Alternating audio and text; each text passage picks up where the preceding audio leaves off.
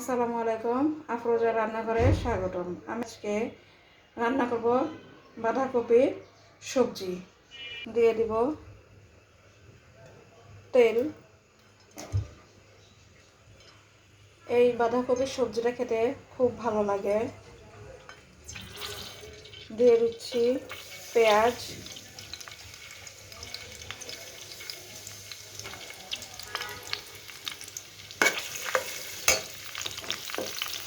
শীতের দিনের সবজি খেতে আসলে খুব ভালো লাগে।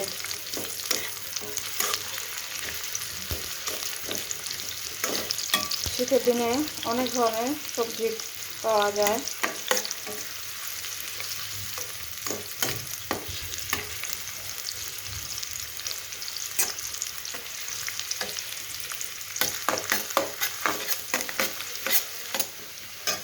এখন আমি দিয়ে দিব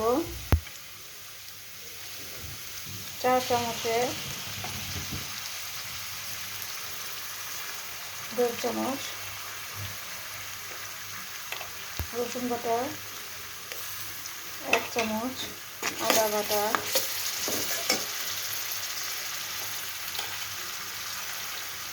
দিয়ে দেব লবণ পরিমাণ মতো। মশলাটা যেন পুড়ে না যায় সেজন্য দিয়ে দিচ্ছি সামান্য পানি। এখন আমি এটা দিয়ে দেব সামান্য হলুদ গুঁড়ো, জিরের গুঁড়ো।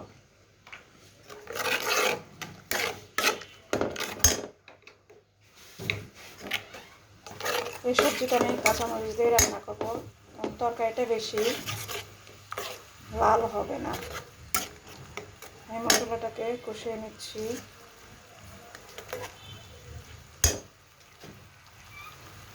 দিয়ে দিচ্ছি কাঁচামরিচ,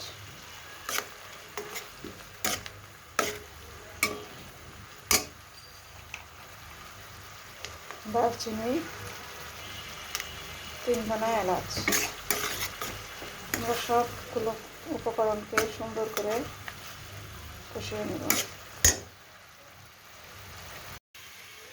পেঁয়াজ মশলা কষানোতে এখন আমি দিয়ে দিচ্ছি এর মধ্যে বাঁধাকপি।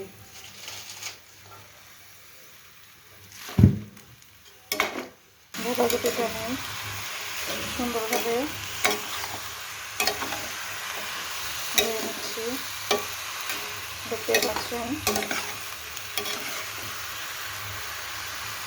আলুটা আমি এখনই দেবো না, আলুটা আমি কিছুক্ষণ পরে দিব, যাতে করে আলুটা গলে না যায়, সুন্দর ডাটো ডাটো থাকে।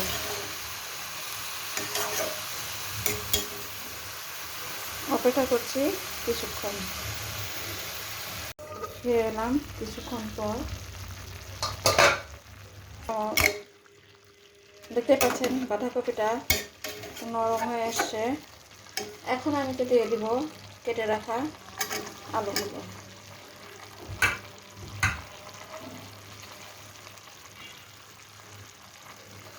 আমি এখানে কোনো পানির ব্যবহার করব না।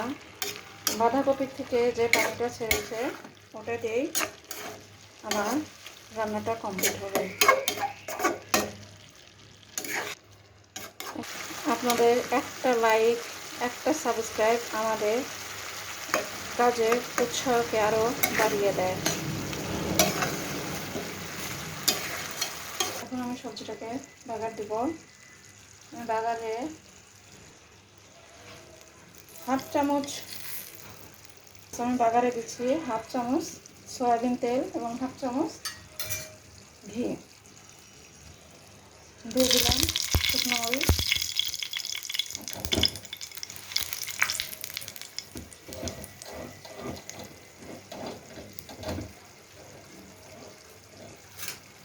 দিয়ে দেব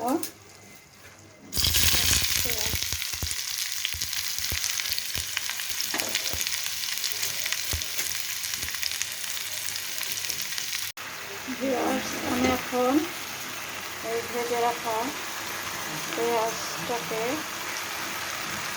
দিয়ে দিব।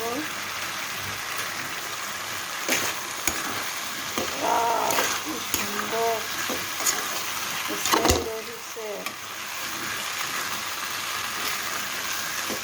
কেমন লাগলো আফরোজার রান্নাঘরের এই বাঁধাকপির সবজিটা?